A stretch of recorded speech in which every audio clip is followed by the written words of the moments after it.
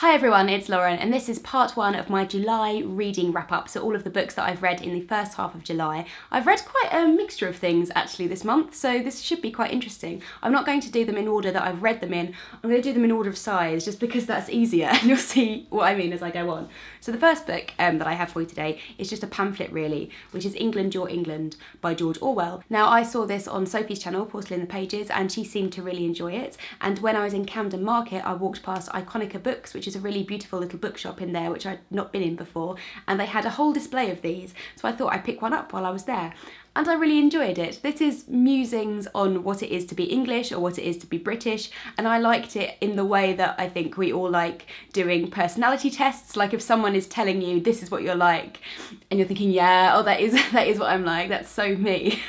That's kind of how I felt reading this book. These are perspectives on what it is to be English or what it is to be British, but from 1940 and 1941 when this was being written, so it's within the context of World War II, the context of fascism, and the context of the rise of patriotic feeling in places such as Germany and Italy. And with the current political climate, it's quite an interesting read. It must be taken with a pinch of salt because it's, you know, from the mid-century and it has those kind of values attached to the writing when it's talking about different groups of people in Europe. But I did overall find it a really interesting read, especially, like I said, considering where we are right now with populism. It's quite an interesting theory on the nature of British people, I suppose. Then the next book that I have was a present from the lovely Simon at Savage Reads. This was a Christmas present, and this is What Belongs to You by Garth Greenwell. Actually, I think it was a birthday present. I don't know. Simon did really love this book. Unfortunately, I did not love it as much, which is a shame. It's very interesting. This is about an unnamed narrator who's American and he's living in Bulgaria teaching English, and he meets a local prostitute, Miko, and it's in a bathroom, and it's about their relationship with each other, but also his relationship kind of with his father, with himself, with previous lovers, him coming to terms with his sexuality. It's a very, very interesting book, and the themes that it raises I really enjoyed, especially in relation to the title, What Belongs to You. It's kind of about our own passions and desires and our relationships with other people, and not just our relationships, I suppose our responsibilities to them. It's very interesting. However, the actual writing itself, I really just didn't get on with. I found it a little bit wordy, a little bit inelegant, to be honest, and at times I felt like there were metaphors being used or trying to be used, and I felt like it was a little bit clunky. So it was a bit of a disappointment, to be honest, because like I say, I did really enjoy a lot of what Garth Greenwell was trying to say with this book. And I don't think I've experienced that in a long while actually, where I've really enjoyed the themes of a book but haven't liked the really specific writing style. So I'll have a chat with Simon about this and see what he felt about it, and I'm not opposed to reading any more Garth Greenwell, but just a little bit disappointed in this one. The next book I have here was a complete surprise, and I'm so pleased that I picked it up, and that is The Celts by Alice Roberts. This was such a random purchase for me. I was just in the history section of Waterstones and this was on a display, and I just picked it up kind of on the spur of the moment because I really like the Celts, and I've never actually sat down and read stuff about them. And I'm really pleased that this is the one that happened to fall into my lap. This is actually based on a BBC TV series about the Celts, which I didn't realise at the time, but maybe that's what helped it be so readable, because as someone who hasn't read anything about the Celts in a lot of detail, I found this incredibly accessible. And what it reminded me of was like lots of episodes of Time Team. I don't know if you ever used to watch that programme with Tony Robinson, which was fantastic, and every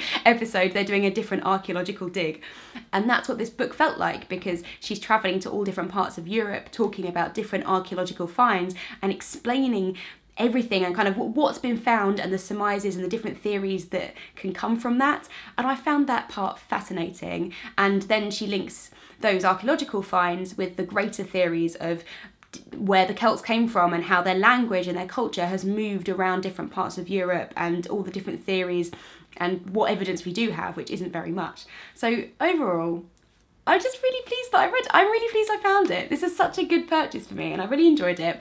And it's really spurred me on to read some more history books as well, which is great. Now on to my big books. I really enjoyed this next one, and that is 100 Nights of Hero by Isabel Greenberg. Isabel Greenberg has written also the Encyclopedia of Early Earth, which is actually on my shelf behind me here, which you can't see that well. And this isn't a sequel to that book, but it's set in the same world. It's set in early Earth. And both books take the format of lots of different short stories. The premise for this book is two women, Cherry and Hero, who are lovers, and Cherry gets married off to somebody, and then her husband has a wager with his friend that if he goes away for 100 nights, his friend won't be able to seduce Cherry. So he takes up that bet, and in order to prevent him from essentially raping Cherry, Hero tries to stall him every night by telling a different story in the same vein as Arabian Nights. Comparing this to the Encyclopedia of Early Earth, I felt like the stories that we got in the encyclopedia were very much more based on different theories and creation myths, whereas the stories in here felt very much closer to fairy tales. But overall, I did feel that the structure of this book was much slicker. All of the stories kind of melted in together really, really well, and I very, very much enjoyed them. Not to say that I didn't like the Encyclopedia of Early Earth, but I do feel like this is a step up, and it's a better version of what that book was. I read the encyclopedia first because I felt like it was sort of a prequel to this, and I'd heard people raving about this book. But to be honest, if you've not read either of them, I would actually just suggest reading this. I wouldn't even suggest picking up the Encyclopedia of Early Earth. Like, it was fine, but this I really, really enjoyed. And finally, I have a very beautiful little picture book, which was sent to me by Thames and Hudson, and that is Franklin's Flying Bookshop by Jen Campbell. Now, I don't need to go into a lot of detail about this. I'm sure you have seen this on Jen's channel and everybody else's channel, but it is absolutely beautiful. It's so great to see the full story and to read it all the way through. The book itself is beautiful. It's got all this foiling on the front, and Katie Hartnett's illustrations inside. I'll just give you a sneak peek at one of them.